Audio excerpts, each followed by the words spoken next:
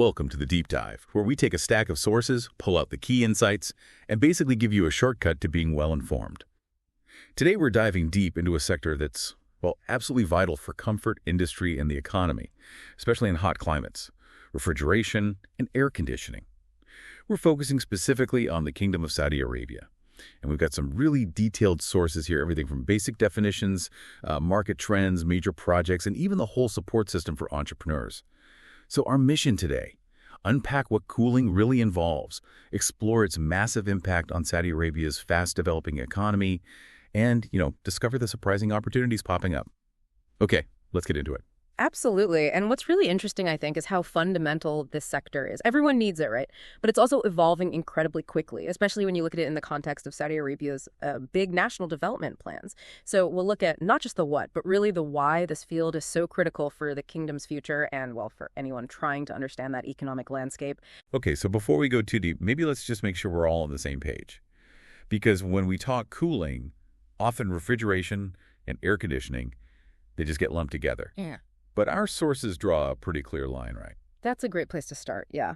Because they both manage heat, obviously, but their actual purpose and how they work, it differs quite a bit. Yeah. So refrigeration. Think of it as absorbing heat from a specific contained insulated space. And then it pushes that heat outside into the air or water. The result is you get a lower temperature inside that specific box or room. Mhm. Your fridge at home, a walk-in freezer, that kind of thing. Right, so keeping specific things cold in a specific place. Got it. So what about air conditioning then? How's that different? Exactly. Air conditioning or AC, it's broader. It's not just about cooling the air temperature. It's really about controlling the whole environment in a space, usually for human comfort, but sometimes it's for very specific industrial needs or agriculture or even scientific research labs. So you're managing temperature, yeah, but also humidity, air quality, maybe even air movement. It's a full environmental control system, really. Okay, that makes sense. A much wider scope. So how does this play out on the ground? Like what kind of actual REC projects are we seeing across Saudi Arabia?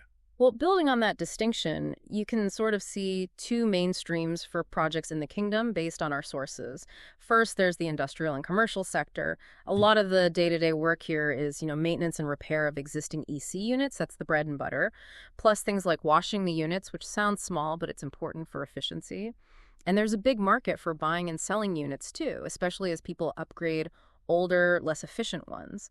Some places now just focus purely on sales. Right, and are they just selling the units themselves, or is it more involved? Oh, it's definitely more involved. We're talking full solutions. So things like complete disassembly of old systems, installing new ones, even relocating units if a business or family moves.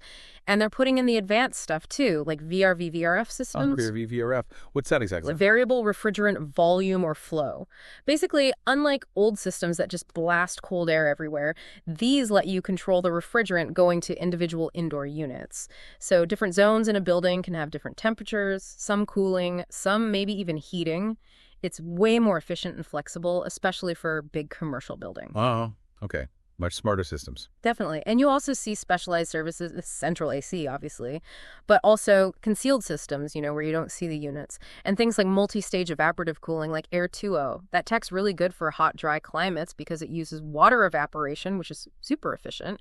Even getting into things like automated duct manufacturing, making sure the ductwork is perfect, minimizes leaks, speeds up big installs. That's a pretty sophisticated commercial side. What about the more hands-on technical workshop side of things? Yeah, that's the second main avenue, the technical sector, the workshops. These guys are focused on the direct installation, getting systems up and running, all types, all sizes. Their work often involves really specialized skills like fabrication, shaping, and welding pipes for the cooling circuits, and diagnostics, figuring out tricky faults in cold storage or complex AC units. They also do system design work, like figuring out the best way to insulate air ducts. And then there's the ongoing support doing the regular maintenance checks, calculating the cooling loads needed for a building, setting up long-term service contracts with companies. Some are even getting innovative with service delivery, like developing apps so you can just request maintenance easily. Makes sense. Any examples? Yeah, the sources mention NAFCO for AC Works, a Saudi company.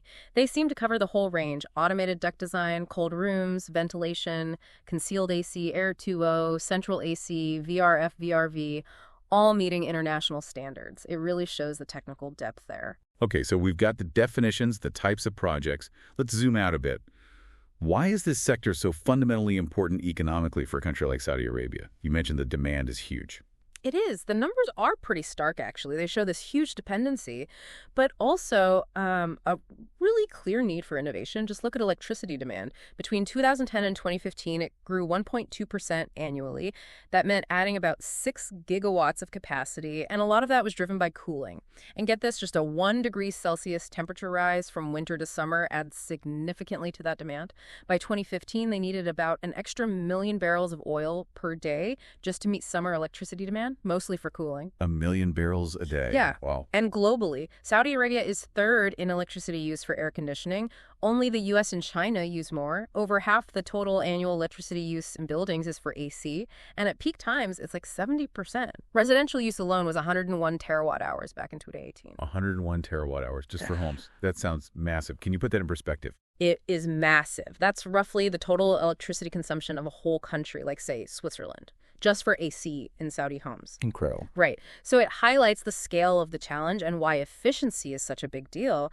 And another point, Saudi Arabia is the second biggest market in the world for those old-style window AC units after the U.S. Our sources estimate that if those were all replaced with modern SASO-compliant split systems. SASO being the Saudi Standards Authority. Exactly, the Saudi Standards Metrology and Quality Organization. If they replace the window units with SASO standard splits, it could save something like 20 TW of electricity a year. 20 terawatt hours. Yeah. That's enormous potential savings. So what are they actually doing about it? What are the strategies? Well, tackling that inefficiency is definitely a major focus. There's the High Efficiency Air Conditioning Program, HEAC. It's basically a consumer incentive offering discounts if you buy high-efficiency, energy-saving split ACs.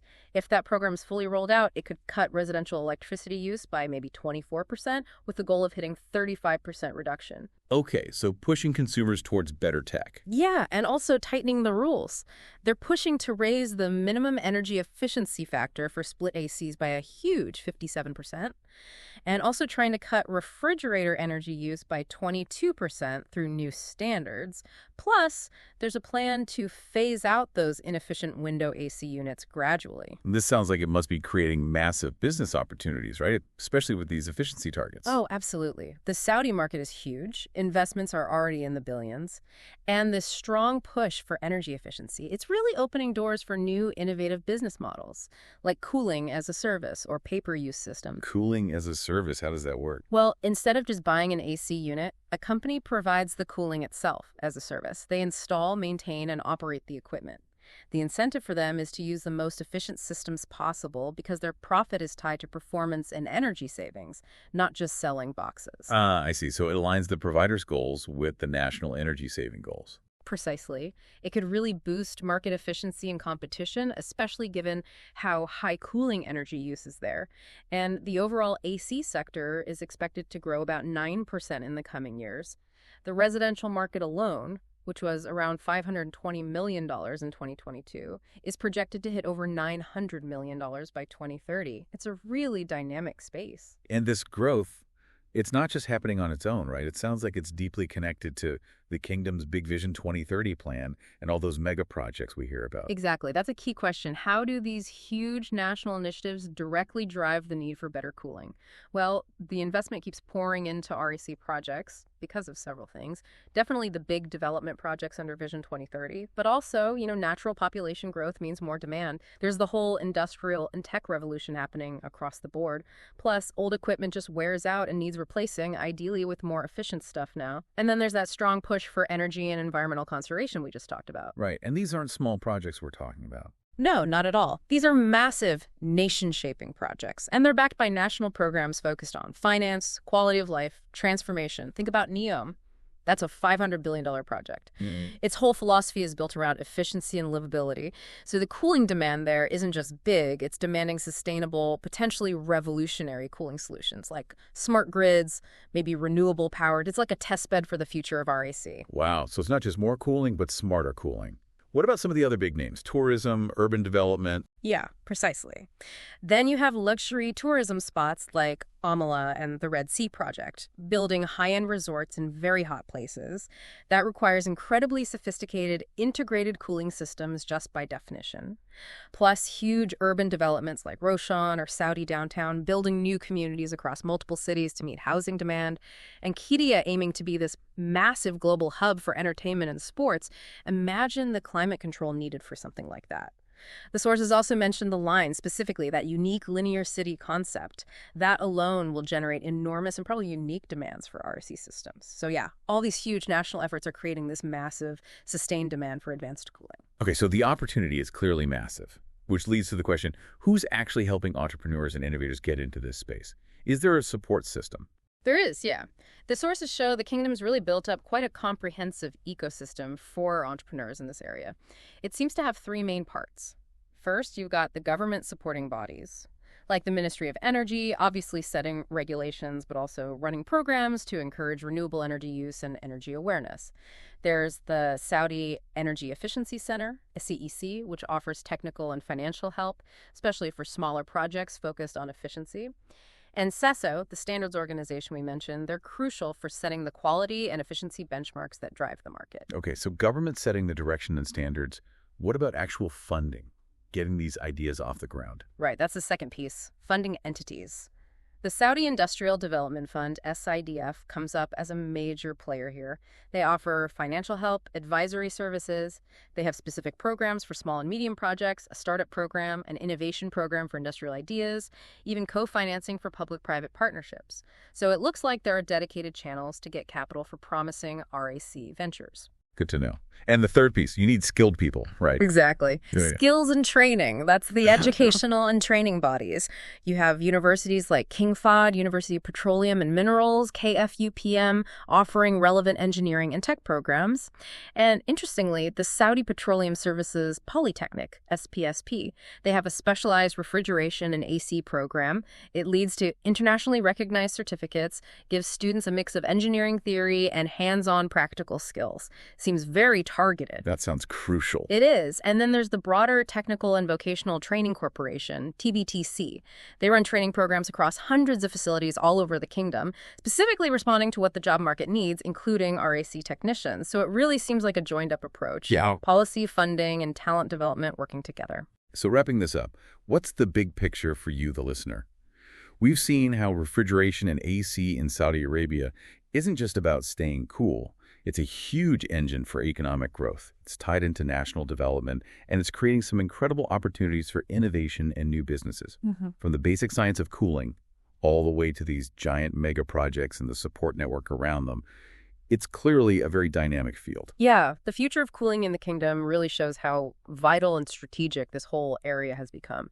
You've got this mix of super fast development, a growing population, and the serious commitment to energy efficiency. It just means the demand for smarter, more sustainable cooling solutions is only going to climb higher. Which leaves us with a final thought for you to maybe mull over.